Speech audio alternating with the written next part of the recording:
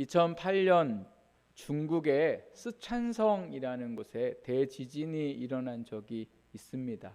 생각지 못한 지진으로 인해서 건물들과 많은 집들이 무너지게 되고 미처 피하지 못했던 사람들이 그 무너진 건물 흙과 돌에 전부 다 죽음을 당하는 안타까운 사건들이 있었습니다. 죽음을 당한 분들이 또 있는가 하면 아예 이 건물에 있는지 없는지 묻혀서 전혀 알 길이 없는 사람들도 있었고, 또 건물에 묻혀서 보이지 않았지만 그 구조대원들로 인해서 그 흙더미에서 구조되어서 살아난 분들도 있었습니다. 이러한 많은 구조대원들과 사람들이 다시금 이제 살아나고 또 시신들이 발견되고 여러 상황 가운데에 시간이 지나서 이제는 사람이 이 곳에 있어도 생존할 수가 없겠구나 하는 시간들이 지났을 때에 구조대원들은 그래도 시신이라도 가족에게 돌려줘야겠다는 그런 마음으로 열심히 최선을 다해서 구조를 하게 되었습니다.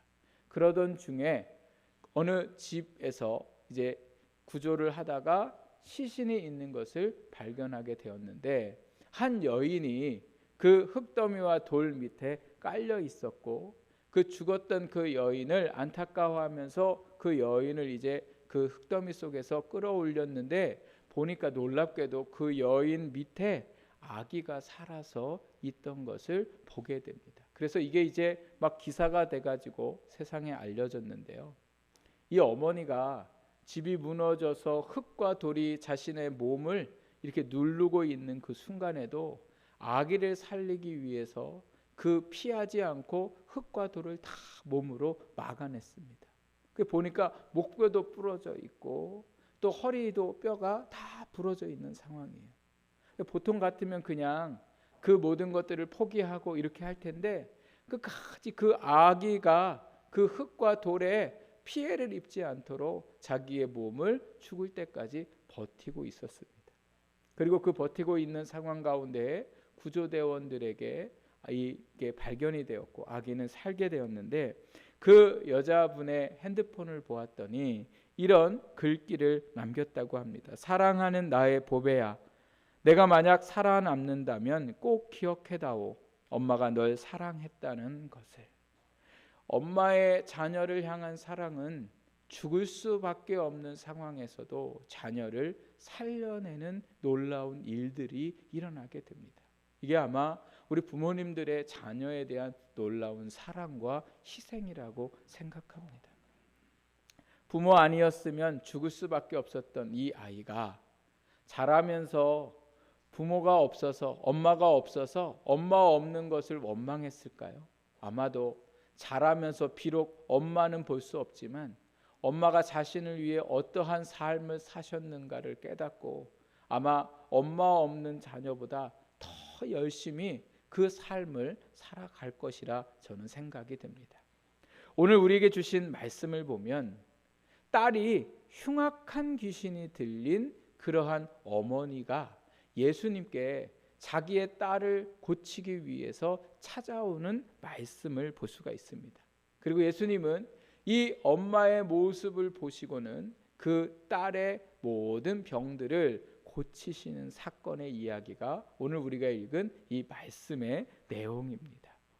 이 말씀은 원래는 믿음이 무엇인가에 대한 말씀입니다. 그러나 저는 오늘 이 말씀을 통해서 어버이 주일을 맞이하여 부모님의 어떠한 믿음이 자녀를 살렸는가, 이 어머니의 어떠한 믿음이 자녀를 살게 했는가를 함께 말씀을 나누고, 우리가 잊고 있던 부모님의 사랑을 다시 한번 가슴에 되새기고, 그리고 부모님이 돌아가신 분들이 있다면 이제는 내가 이 어머니와 같은 부모가 되어서 자녀를 믿음으로 잘 양육하기를 결단할 수 있는 그러한 복된 시간들이 될 수 있기를 부탁을 드립니다. 이 말씀 속에 나와 있는 이 어머니의 믿음, 그 믿음이 무엇일까?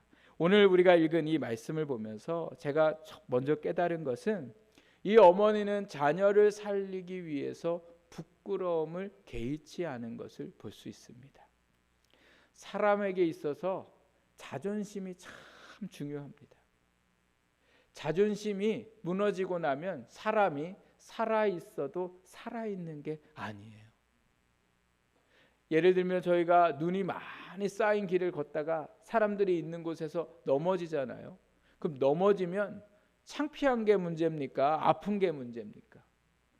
창피한 게 문제잖아요. 아픈 거는 생각도 안 나요. 사람 많으면 넘어지면 얼렁 벌떡 일어나 가지고 아픈 건 어디 가서 아파요? 사람 없는 데 가서 아프잖아요. 먼저 아픈 게 문제가 돼야 되는데 창피한 게 문제가 되는 거죠. 왜 그렇습니까? 사람은 부끄러움과 창피함을 참 수치스럽게 느끼기 때문에 그렇습니다. 그런데 자녀를 위해서라면 부모는 부끄러움과 수치를 전혀 개의치 않는 일들이 우리 주변에도 너무 많은 것을 보게 되죠. 오늘 이 여인이요, 어떤 여인인가를 말씀하고 있는데 22절 보니까 가나안 여자다 이렇게 말씀하고 계세요. 가나안이라는 건 이스라엘 땅에 바로 가나안 땅인데 이 여인은 이스라엘 사람이 아니라 가나안에 살고 있던 그 지방의 사람이었습니다. 그러니까 이스라엘 사람들이 볼 때는 이 여인이 어떤 사람이냐면 이방인인데 이스라엘 사람들에게 가나안의 사람은 어떻게 여겨졌냐면 혐오와 공포의 대상처럼 이렇게 알고 지냈더라는 거죠. 그래서 이스라엘 사람들은요, 이스라엘 사람 외에는 밥도 잘 안 먹고 같이 만나서 대화도 안 하려고 합니다. 그들과 같이 만나고 대화하고 밥 먹으면 그 사람들로 인해서 자기가 부정해졌다라고 생각하던 시절이었습니다. 그런데 사람은 저 사람이 나를 싫어하면 나도 어떻게 하게 돼요? 싫어하게 되는 거죠. 그러니까 이스라엘 사람들만 가나안 사람들을 싫어한 게 아니라 가나안 사람들도 누구를 싫어해요?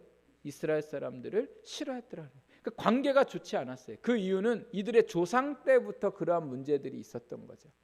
아브라함 때에도 가나안 땅에 들어왔을 때 가나안 사람들이 아브라함을 못 살게 굴었고, 이삭 때에도 가나안 사람들이 이삭을요 우물을 파면 와서 빼앗아 버리고 막 그렇게 못 살게 굴었던 사람들이 바로 가나안 사람들이었고, 또 여호수아와 이스라엘 백성들이 가나안 땅에 들어왔을 때에 싸웠던 그 모든 사람들이 바로 가나안에 있는 사람들이었어요.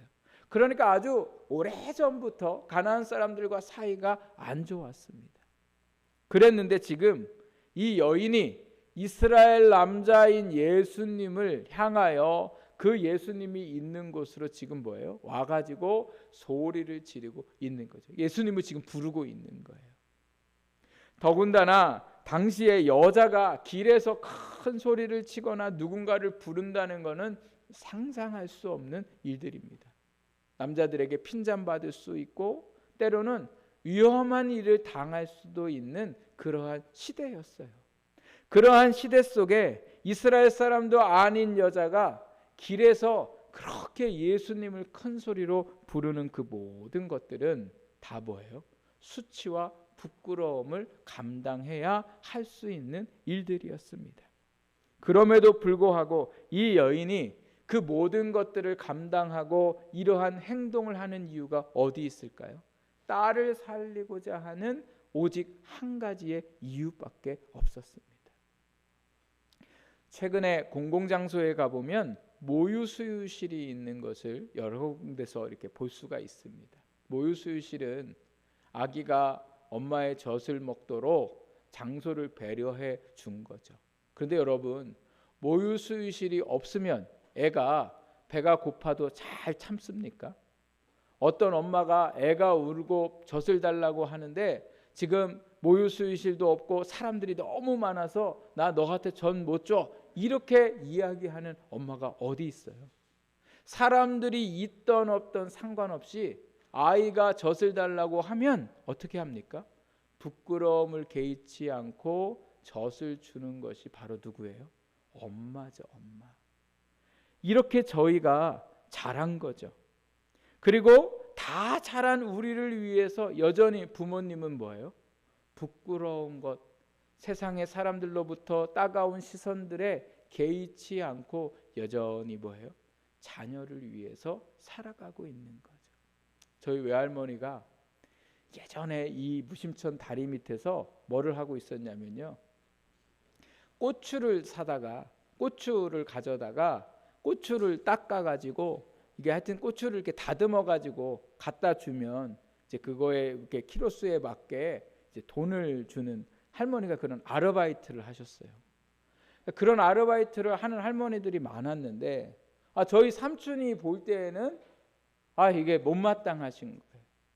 왜냐하면 어려운 것도 아니고 살만한데 어머니가 자꾸 그 다리 밑에 가가지고 그 고추 따듬다가 친구들이 야 니네 엄마 왜 거기서 그거 하고 계시냐 이제 이런 이야기를 들으니까 자식된 마음에서 참 부끄러운 거예요. 그래가지고 막 저희 외할머니한테 막 화를 내시고 하지 말라고 그러는데도 왜 이렇게 가서 그런 일들을 하시냐고 그런 이야기들을 제가 어렸을 때 들은 적이 있는데요. 왜 그러셨냐면요. 같이 살고 계시는 삼촌은 그래도 잘 살고 있는데 이 막내 삼촌 또 저희 어머니 너무 어렵게 사는 거예요. 그러니까 그렇게 고추라도 따서 이 자식 못 사는 자식들한테 그 돈 가져다 주려고 얼마 안 되지만 근데 그게 바로 무슨 마음이에요? 부모의 마음인 거죠. 아니 고추 따는 할머니가 부끄러울까요? 그 고추 따는 자식의 저희 그 삼촌이 부끄러워요. 누가 더 부끄러워요? 예? 고추 따시는 할머니가 더 부끄럽죠. 근데 할머니는 전혀 그게 뭐예요? 부끄럽지 않은 거예요. 왜 그래요? 어떻게든 내가 부끄러운 건 둘째치고 자식에게 조금이라도 더 도움이 되었으면 하는 마음이 있는 거죠. 근데 또 자식은 또 어떤 입장이에요? 그거 돈 이렇게 갖다가 줘보세요. 엄마 누가 고추 따라고 그랬어요? 아니 누가 돈 달라고 그랬어요? 이렇게 이야기하는 게 바로 누구예요? 자식이죠. 물론 자녀도 속상해서 하는 말이지만 그러나 여러분 오늘 우리가 부모님을 생각할 때에 부모님이 이렇게 수치 속에 이런 부끄러움 속에 나를 성장하게 하시고 나를 길러주셨구나. 그러니 오늘 우리는 부모님이 하시는 말이 부끄럽고 창피하고 부모님이 무엇인가 드시다가 흘리시는 모습이 나에게 조금 안 좋아 보여도 오늘 그러한 삶을 사셨기에 지금 저렇게 되셨구나라는 안타까운 마음과 그리고 그 부모님을 보면서 자랑스러워하는 자녀가 되어야 할 줄 믿습니다. 부모님이 연세 드셔서 말을 해야 할지 말아야 할지 그냥 말들을 하신다고 그것으로 인해서 속상해하고 기분 나빠하고 이렇게 생각하는 자녀가 아니라 부모님이 어떤 말씀을 하셔도 연세가 드셔서 그렇구나. 우리 아버지 어머니가 연세가 많이 드셔서 저렇구나. 안타까워하고 오히려 부모님을 자랑스러워하는 그러한 자녀로 살아가는 것이 하나님이 오늘도 우리에게 원하시는 자녀의 모습인 줄 믿습니다. 저희 어머님이 참 많은 고생을 하시면서 사셨는데 뭐 어떤 부모님이든 고생 안 하셨겠습니까? 그래서 별의별 걸 다 하셨어요. 다 하셨는데 제가 좀 안 하셨으면 하는 게 있었는데 그게 바로 뭐였냐면 햄버거를 길에서 파는 그러한 일들을 하신 적이 있으세요? 지금으로 생각해 보면 겨울이 되면 그 붕어빵 이렇게 이제 파는 그런 그거보다 조금 더 작은 수레에 거기에 이렇게 철판이 깔려 있고 밑에서 이제 불이 올라오면 햄버거 재료를 사다가 거기에서 이제 햄버거를 준비해 가지고 사람들에게 파는데 이 어느 장소에 한 곳에 머물러 있을 수가 없는 거예요. 그러다 보니 여기저기 끌고 다니는데 그 무게가 얼마나 상당한지 그 무게를 견디는 것도 힘들고 또 한 번은 그 곳에 불이 붙어 가지고요. 이게 막 불을 끌 수가 없는 상황인 거예요. 근데 사람들이 쳐다만 보지 불을 같이 도와서 끄려고 하는 사람이 아무도 없었어요. 그래서 저희 어머니가 이러다가 가스통에 불 붙어서 터지거나 나면 큰일이 일어날 것 같으니까 정신없이 손에 화상이 있는지도 모르고 그 불을 끄셨다는 이야기를 들었습니다. 그런데 저희 어머니가 어느 날 저한테 물어봐요. 신규야, 엄마 이렇게 장사하는 거 친구들한테 안 부끄러워? 여러분 제가 눈치가 빨라서 부끄럽다고 얘기하면 저희 어머니가 얼마나 상처를 받겠어요. 그래서 부끄러운데도 불구하고 하나도 안 부끄럽다고, 또 어디서 주워 들은 건 있어서 부끄럽기는 뭐가 부끄럽냐고 막 이 어린 마음에 저희 어머니한테 그런 말을 했지만 사실은 뭐예요? 부끄럽죠. 우리 엄마가 저렇게 길에서 애쓰고 수고하는 게 아니라 그냥 보통 엄마들처럼 살지 못하고 있는 그 모습을 친구들에게 말하기는 참으로 부끄러운 거죠. 제가 설교를 준비하면서 생각해 보니까 진짜 부끄러울 분은 누구세요? 저희 어머니신 거죠. 청주에 토박이고 아는 사람도 있고 그런 사람들이 지나가면서 저희 어머니를 보고 아는 척 할 때마다 그 마음이 편하셨을까? 오늘도 나가고 싶었을까? 내일도 나가고 싶었을까? 매일매일 나가고 싶었을 때보다 나가고 싶지 않았을 때가 더 많았겠다라는 생각을 하게 되었습니다. 그럼에도 불구하고 그 무거운 수레를 끌고 다니셨던 이유는 오직 한 가지죠. 자식 이 땅에서 부끄럽지 않게 키우려고. 부끄러움은 내가 감당하고 우리 자녀들만은 이 세상에서 뭐예요? 부끄럽지 않게 살게 하려고. 그게 바로 부모님의 마음이고 그 부모의 마음으로 저희가 이렇게 성장해서 살아갈 수 있다는 사실을 오늘 우리가 잊지 않고, 오늘도 부모님을 부끄러워하는 자녀가 아니라 부모님을 자랑스러워하고 존경하는 그러한 자녀들이 되시기를 부탁드립니다. 또 한 가지, 오늘 이 어머니의 모습을 보면 자녀를 위해서 절대 포기하지 않았던 것을 보게 됩니다.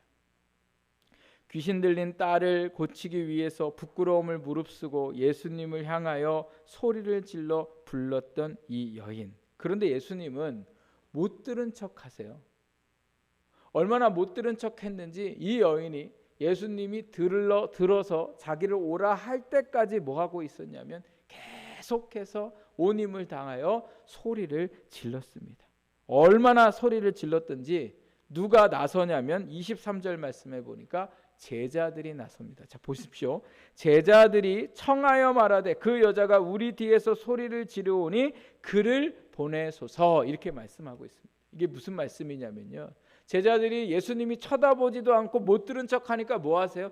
예수님, 우리가 저 여자 때문에 아무것도 할 수 없습니다. 그러니 빨리 불러서 무슨 일인가 듣고 해결 좀 해 주십시오. 그만큼요, 예수님이 듣지 않고 모르는 척하고 사람들은 시끄럽다고 하고 막 이러는 상황인데도 이 여자는요 뭐 하지 않았어요? 멈추지 않았더라는 거예요. 그래서 누가 힘들어해요? 제자들이 힘들어해서 예수님에게 너무 힘이 드니까 이런 말까지 하게 되었습니다. 그런데 예수님이 이렇게 제자들이 청하니까 뭐라고 얘기하십니까? 오늘 말씀해 보니까 뭐라고 얘기하시냐면요, 24절에 나는 이스라엘 집에 잃어버린 양 외에는 다른 데로 보내심을 받지 아니했다, 이런 말씀을 하세요. 이게 무슨 말씀입니까? 나는 이스라엘 사람들의 문제만 해결해 주지 내가 결코 이방 사람들의 문제에는 관여하지 않는다. 나는 그들과 상관없는 사람이다, 이렇게 이야기를 합니다. 이런 이야기를 했을 때에 여인이 예수님에게 취한 행동이 뭐예요? 예수님께 와서 25절에 보니까 절하며 이르되 주여 저를 뭐예요? 도와주십시오. 너 안 도와줘, 이렇게 이야기하는데도 오히려 그 앞에 무릎을 꿇고 절하며 저를 도와주십시오, 이렇게 얘기하죠. 그러니까 예수님이 하시는 말씀이 26절에 뭐라고 얘기합니까? 자녀의 떡을 취하여 개들에게 던짐이 마땅하지 않다, 이렇게 말씀하세요. 자녀가 누구예요? 이스라엘 사람들에게 주어야 할 은혜와 능력을, 기적을 이방인인 개와 같은 너희에게 주는 것이 마땅하지 않다. 그러니까 이 여인에게 예수님이 지금 뭐라고 얘기하는 거예요? 너는 개라는 거예요, 개. 여러분, 예수님의 성경 말씀에 보면 예수님이 어떤 누구에게도 이런 표현을 하신 적이 없으세요. 예수님은 도움을 구하지 아니한 사람들에게도 찾아가셔서 도움을 주신 분이 바로 예수님이시고, 아무도 거들떠보지 않는 그러한 병자들에게 예수님이 찾아가셔서 그들의 삶을 회복시키시는 분이 바로 예수님이셨어요. 그런데 유독 예수님이 이 여인에게만 이렇게 여인을 괴취급을 했더라는 거죠. 여러분, 이랬으면 어때야 됩니까? 다 필요 없다고 얘기하고 예수님과 막 싸우려고 들고, 아니면 내가 걔가 아니라 당신이 걔라고 막 이야기하고 막 멱살 잡고 막 이래야 되는데, 이 여인이 취한 행동을 보십시오. 뭐라고 얘기하냐면 27절에 여자가 이르되 주여 올소이다마는 개들도 제 주인의 상에서 떨어지는 부스러기를 먹나이다, 이렇게 말하죠. 이게 뭐예요? 그래요, 예수님, 저는 개입니다. 그러나 개도 주인의 상에서 떨어지는 부스러기 은혜라도 좀 저에게 허락하셔서 우리 딸을 좀 뭐예요? 살려 주십시오. 그래서 예수님께서 어떻게 하셨어요? 이에 예수께서 대답하여 이르시되 여자야, 내 믿음이 크도다. 내 소원대로 되니라 하시니 그때로부터 그의 딸이 나으니라, 이렇게 말씀하시죠. 자기가 무시를 당하고 또 모르는 척하고 이러한 상황에도 불구하고 이 어머니는 뭐 하지 않아요? 포기하지 않았어요. 포기할 수밖에 없는 상황인데도 포기하지 않았더라는 거죠. 어머니의 삶이, 자녀를 위한 삶은 포기하지 않습니다. 자녀가 어떤 자녀든 엄마는 포기하지 않아요. 그런데 자녀는 포기 잘하죠. 우리 아버지는 저런 아버지야. 아유, 우리 어머니는 아무도 못 말려. 아유, 이렇게 생각하면서 살아가는 게 자녀고요. 부모님은 세상에 극악무도하고 도저히 사람 될 수 없는 사람도 내 자식이라면 그를 위해서 결코 뭐예요? 포기하지 않으시는 거예요. 그래서 연세 드신 부모님이 자꾸 자녀에게 여러 말을 하시는 이유가 어디에 있습니까? 아주 자녀가 막 다 들어가지고 막 기분 상하게 하고 막 힘들게 하고 괴롭게 하려고 그 연세 드셨음에도 자녀한테 계속 하시는 얘기를 똑같이 하는 이유가 어디에 있어요? 왜 그래요? 모르세요? 왜 그래요? 잘 되기를 바라죠. 그러니까 포기하지 않으시는 거예요. 이미 다 성장했어요. 이미 나이가 50이 되고 60이 됐음에도 불구하고 살아계신 부모님은 늘 누구 걱정 속에 살아요? 자식 속에 살아요. 포기하지 않아요. 그런데 자식은 포기를 너무 잘해요. 부모님을 향한 그 모든 것들, 형편이 이래서, 상황이 이래서, 그러다 보니 부모님을 그냥 포기한 채 살아가고 있는 자녀들이 이 땅에 너무도 많고, 그 많은 자녀 중에 한 사람도 저고, 오늘도 나를 위해 포기하지 않으셨던 이 부모님의 은혜를 생각하며 우리도 부모님을 절대 포기하지 않는 자녀가 되어야 할 줄 믿습니다. 어느 교회 목사님이 이렇게 어버이주의 돼서요, 말씀을 전하셨는데, 무슨 말씀을 전하셨냐면 요한복음 19장 말씀에 보면 예수님이 십자가에서 죽으시는 말씀이 나옵니다. 그 말씀 속에 예수님이 바라보니까 예수님의 어머니 마리아가 그 아들이 십자가에서 피를 막 흘리고 고통스러워하니까 뭐 이 부모의 마음, 이 엄마의 마음은 뭐 이루 말할 수 없는 거죠. 너무 괴로워하고 아파하는 그 어머니를 보고 예수님이 자기의 제자 요한에게 뭐라고 얘기하냐면, 봐라, 내 어머니이다. 그러니까 이제는 내가 어머니를 어떻게 해드릴 수 없으니 요한 보고 뭐예요? 내 어머니를 잘 모셔달라. 그래서 요한이요, 마지막 제일 늦게까지 제자로 있었는데, 오래 살았는데 그 자기의 생명이 다 하는 날까지 그 어머니를 자기의 어머니로 잘 모셔서 공경하게 됐습니다. 이제 이런 설교를 했어요. 그랬더니 교회 남자 집사님이 어머니하고 함께 사는데 너무 힘이 들고 부담되는 거예요. 근데 목사님이 설교를 들으면서 은혜를 받았어.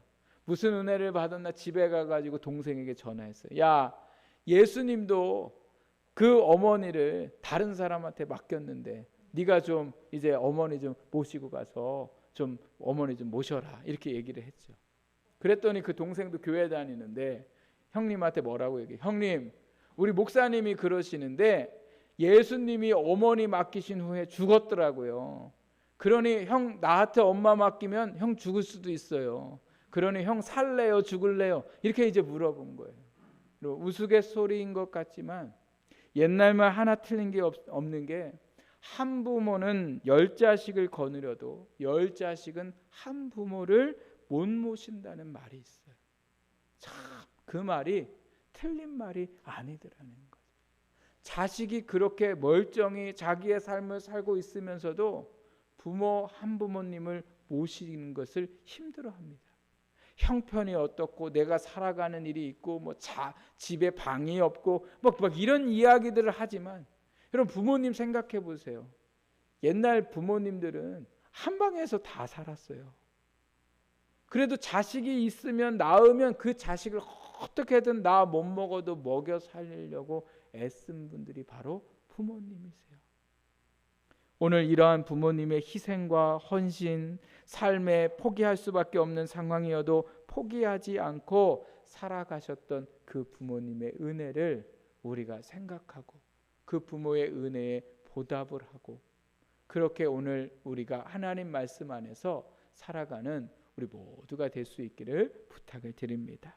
마지막으로요, 이 어머니는 자신의 딸을 살리기 위해서 예수님께 간구했습니다. 즉 기도했다는 말이에요.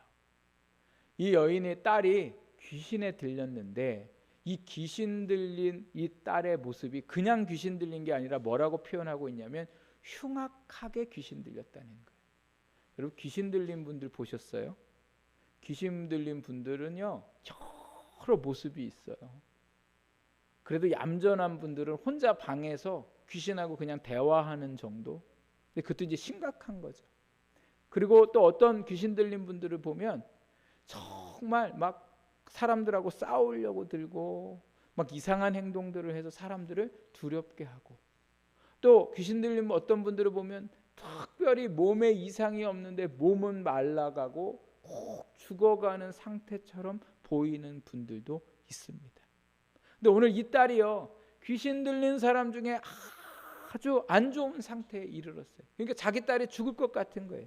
그러니 이 엄마가 딸을 살리기 위해 당시에도 무당도 찾아가고 부적도 사다가 붙여보고 굿도 해보고 약도 먹어보고 안 해본 일들이 하나도 없는 거죠.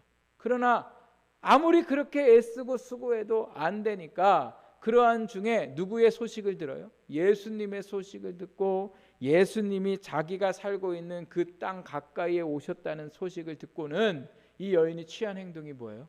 예수님이 내 딸을 살릴 수 있음을 뭐예요? 믿고, 그리고 이방 여자로 그 이스라엘 남자 앞으로 나올 수 없는 상황임에도 불구하고 그 모든 것들을 감수하면서 예수님 앞에 나아가 뭐 하고 있습니까?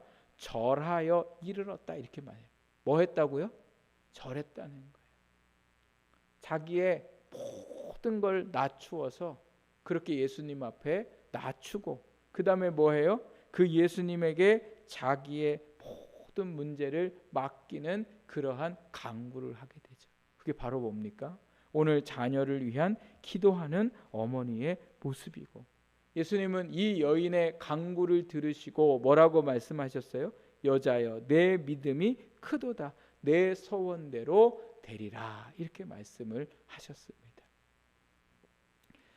믿지 않는 부모님들도 자녀를 위해서 뭐해요? 기도해요.